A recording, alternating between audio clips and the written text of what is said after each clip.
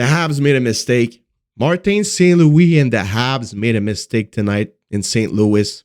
And it's one of the reasons why I feel, in my opinion, that they lost the game without scoring a single goal. Even though they had some power plays, they had a 5-on-3. They did not score. They weren't able to beat Jordan Binnington. Jordan Binnington played a good game.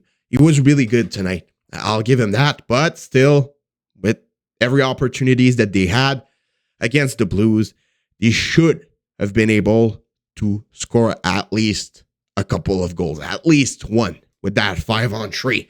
So then I'm going to explain to you guys what that mistake was. But before getting into it, I invite you guys to subscribe if you haven't already. We're trying to get to 5K subscribers. So if you all want to help me out with that, me in exchange, I give you guys some Habs content, some NHL content every day, a couple of days a week at least. So yes, if you want to be updated with everything that's going on with the Habs and get some nice opinions, subscribe, turn on post notifications.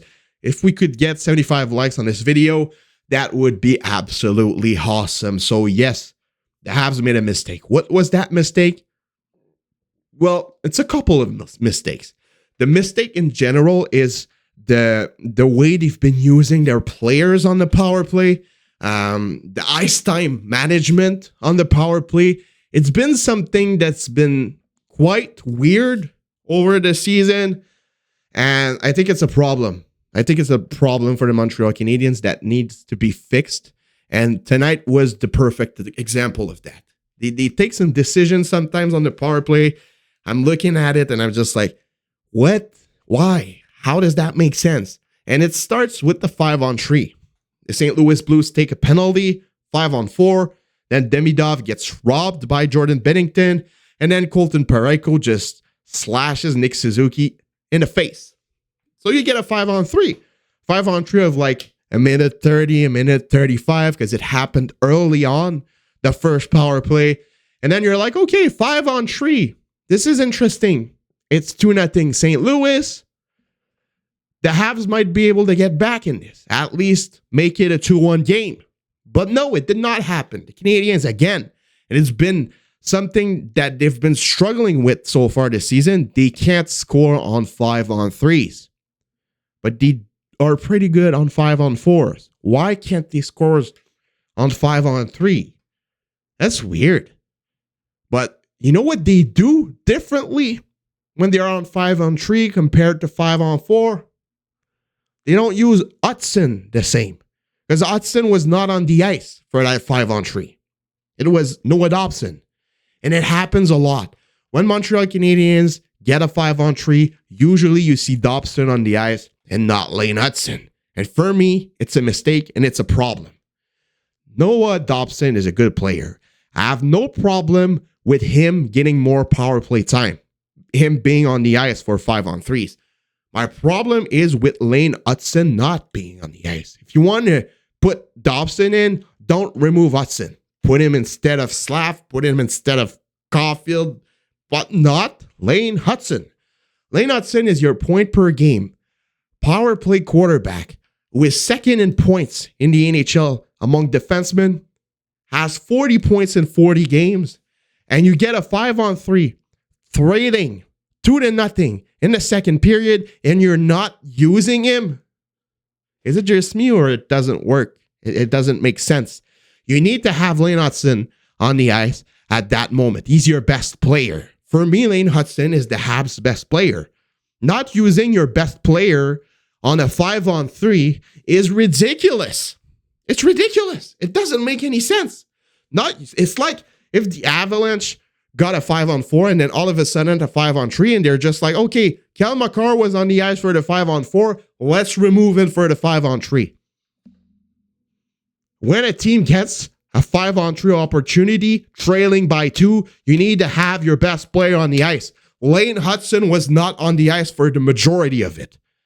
He got back on the ice with 5 seconds left on the 5-on-3 and 30 seconds left on the 5-on-4 after.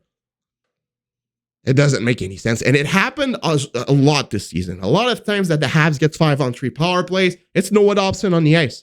And it happened also on a 4-on-3 a couple of days ago. in the game in Florida in overtime. Brad Marchand took a dumb penalty on Mike Matheson, and the Habs got themselves a 4-on-3 situation in overtime.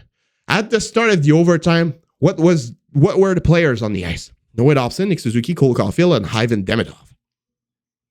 Fair.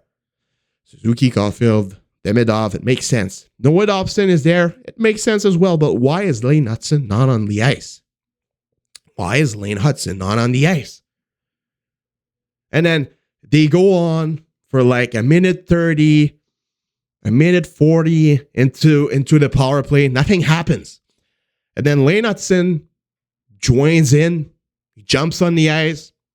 Noah Dobson is still on the ice, which shows that the problem is not Dobson himself, but more that Lane Hutson needs to be in those opportunities. He needs to be on the ice as your best player.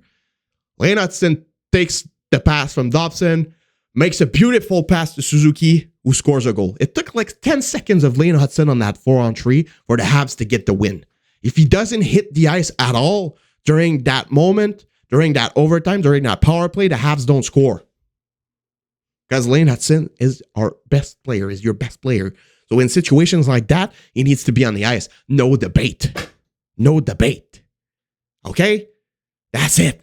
You get a 5-on-3, trailing by 2. Lane Hutson needs to be on the ice, not on the freaking bench. And you see sometimes things like that happening a lot with the Canadiens. Sometimes you see Balduc all of a sudden getting on the first power play instead of Demidov, when Demidov is like the best fit ever for a first power play. It doesn't make sense. If you want to put Balduc, you remove Slav. It doesn't make sense either, but it makes more sense that getting Balduc in for Demidov.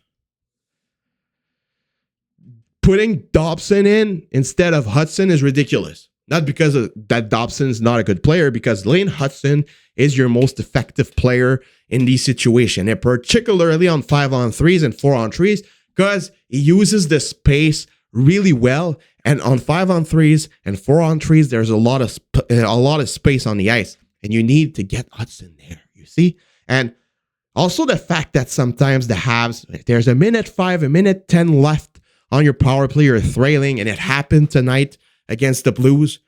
Third period, you're trailing by 2. You need a goal. There's a minute and 5 seconds left on the power play.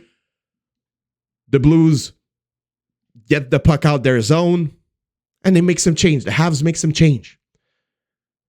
You have a minute and 5 seconds left on your power play, and you get Brendan Gallagher, Alexandre Texier on the ice. I'm sorry, I have nothing against Texier. He's playing good, given the circumstances, but when you are trailing by 2 goals in the third period and you get a power play, I don't want to see Gallagher and Texier and Bolduc and all of those guys on the ice. I do not care. You need to keep your big players on the ice for all the power play. All power play long. If you're winning 3-0, I have no problem to see Gallagher and all of these guys on the power play. But when you need a goal and you're trailing by 2 in the third period, and I see Hutson off the ice, Suzuki off the ice, Caulfield off the ice, Demidov off the ice, Slafkovsky off the ice. In these situations, you take 7 players and you use these 7 players in rotation for the entire 2 minutes.